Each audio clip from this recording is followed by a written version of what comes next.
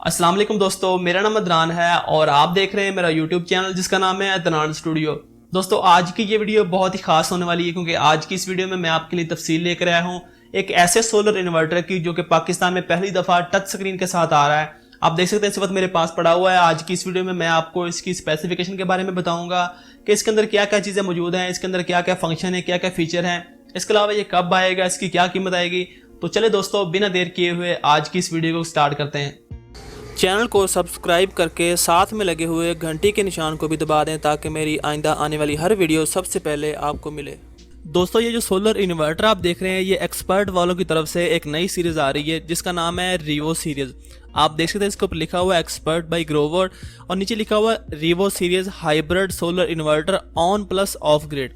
इसका मतलब ये है कि ये ऑफ ग्रिड भी है और ऑन ग्रिड भी है। इससे पहले दोस्तों आपने एक्सपर्ट कंपनी के और भी काफी सारे सोलर इन्वर्टर देखे हैं लेकिन वो सिर्फ ऑफ ग्रिड थे। इससे पहले जितने भी मॉडल थे वो सिर्फ ऑफ ग्रिड थे, यानी कि वो सोलर पैनल से बिजली बनाकर आपके घर का सिर्फ लोड चला सकते थे। लेकिन ये जो रीवो सीरीज के सोलर इन्वर्टर हैं इनके अंदर ऑन ग्रिड का फीचर भी ऐड कर दिया गया है, जिसका मतलब ये है कि आप जो भी बिजली सोलर पैनल से बना रहे हैं वो आप खुद भी यूज कर सकते हैं और जो आप एक्स्ट्रा बनाएंगे वो आप हुकूमत को बेच भी सकते हैं। इसके अंदर नेट मीटरिंग भी कर सकते हैं। इसके डिस्प्ले पर दोस्तों सेटिंग में जाकर आप जब नेट मीटरिंग का ऑप्शन ओपन करेंगे तो वहां पर आपको दो ऑप्शन मिलेंगे नेट मीटरिंग के। एक इसके अंदर सिंगल फेज नेट मीटरिंग का आपको ऑप्शन मिलेगा, दूसरा आपको इसके अंदर 3 फेज नेट मीटरिंग का ऑप्शन मिलेगा, यानी कि आप इसको सिंगल फेज के ऊपर भी नेट मीटरिंग कर सकते हैं और 3 फेज के ऊपर भी इसकी नेट मीटरिंग हो सकती है। इस रीवो सीरीज में दोस्तों दो मॉडल हैं जिसके अंदर एक मॉडल 3 किलोवाट का है और एक मॉडल 5 किलोवाट का है। जो 3 किलोवाट का है वो 24 वोल्ट में है, यानी कि आप उसके साथ दो बैटरियां लगा सकते हैं 12-12 वोल्ट की सीरीज में करके,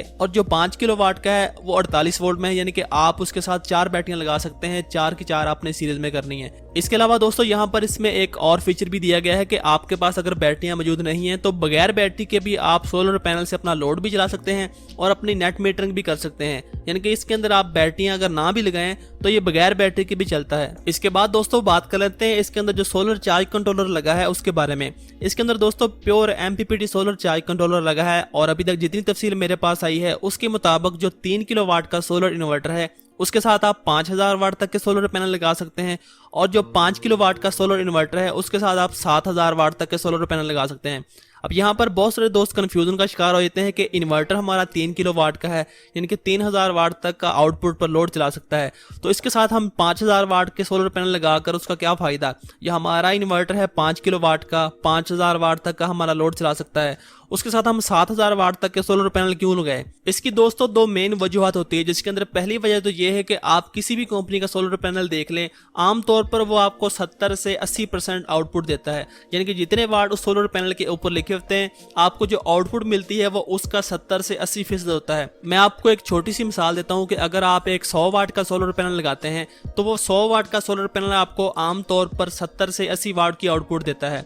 दूसरी वजह दोस्तों ये है कि अगर आपने इन्वर्टर के साथ बैटरियां लगाई हुई हैं तो आपका इन्वर्टर आपका जो आउटपुट के ऊपर लोड है वो भी चलाएगा और साथ में जो वाट आपको एक्स्ट्रा मिल रहे होंगे उससे आपकी बैटरियां भी चार्ज करेगा। इसके बाद दोस्तों चलते हैं इस सोलर इन्वर्टर के अगले फीचर की जानिब। तो इसके अंदर एक और फीचर जो ऐड किया गया है वो है इसके अंदर पैरेलल किट लगी हुई है पहले से, जो कि आपको अलग से लगाने की जरूरत नहीं है। इसके अंदर पहले से बिल्ट इन पैरेलल किट लगी हुई है जिसका मकसद ये है कि आप इस जैसे 2 या 2 से ज्यादा इन्वर्टर को आपस में सिंक्रोनाइज कर सकते हैं, आपस में पैरेलल कर सकते हैं।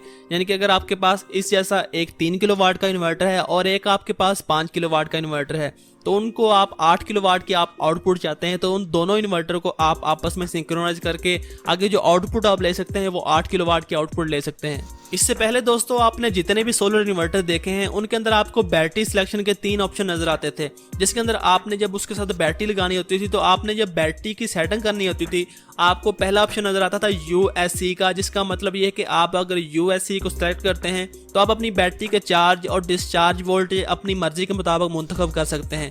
दूसरा उसके अंदर ऑप्शन होता था FLD का, यानी कि अगर आपने इसके साथ तजावारी बैटरी लगानी होती थी तो आप FLD को सिलेक्ट करते थे। तीसरा उसके अंदर ऑप्शन होता था AGM का, जिसका मतलब ये है कि अगर आप उसके साथ ड्राई बैटरी लगाते हैं तो आप उसको AGM के ऊपर रखते हैं।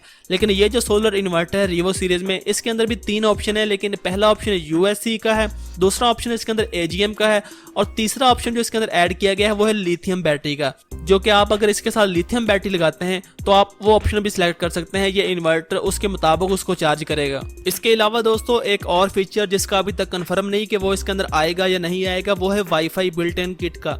यानी कि इसके अंदर वो जो वाईफाई वाली किट लगेगी उससे ये होगा कि आप इस इन्वर्टर को दुनिया के किसी भी कोने में बैठकर सिर्फ इंटरनेट की मदद से इसको कंट्रोल भी कर सकते हैं, इसकी सेटिंग भी कर सकते हैं और इसका सब कुछ डाटा आप अपने मोबाइल के ऊपर भी देख सकते हैं। दोस्तों मुझे आपने इसके बारे में एक नीचे कमेंट में ज़रूर बताना है कि क्या आप ये फीचर इसके अंदर देखना चाहते हैं या नहीं। अगर बात की जाए दोस्तों इस सोलर इन्वर्टर के साइज़ की, तो आप देख सकते हैं मैंने इससे पहले जितने भी सोलर इन्वर्टर का रिव्यू किया है, इसका जो साइज़ है वो उन सबसे बड़ा है, इसका वजन भी उनसे ज़्यादा है और डिस्प्ले का साइज़ भी आप देख सकते हैं उससे बड़ा है। बाकी आप इसकी लंबाई चौड़ाई भी देख सकते हैं, यह भी उससे ज़्यादा है।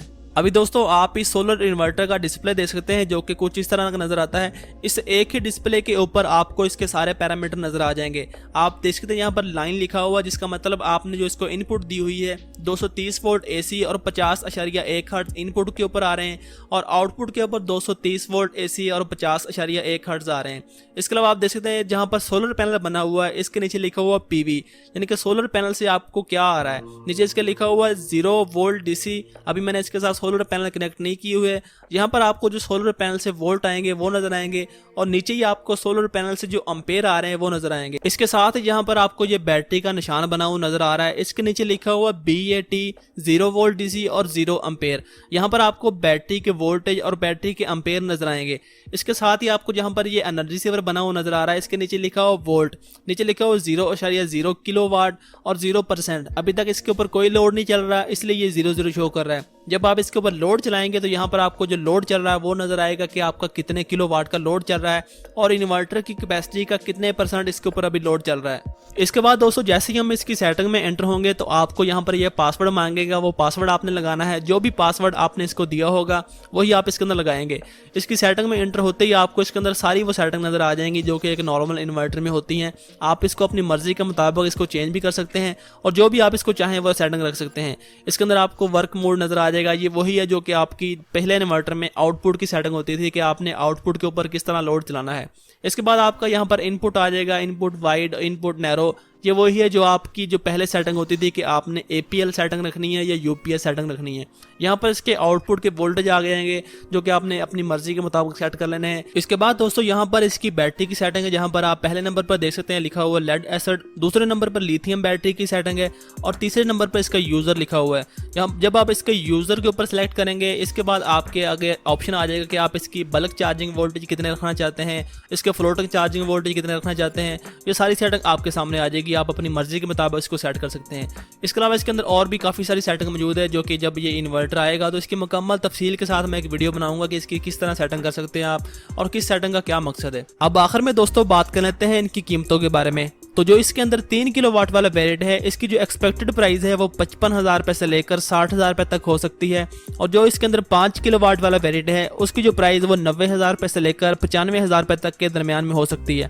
तो जब ये आएगा उस वक्त ये कन्फर्म होगा कि इसकी क्या प्राइस आती है। दोस्तों आपको ये सोलर इन्वर्टर कैसा लगा मुझे नीचे कमेंट करके आपने जरूर बताना है। बाकी ये अभी फाइनल प्रोडक्ट नहीं है, अभी ये सिर्फ टेस्टिंग के लिए आया है।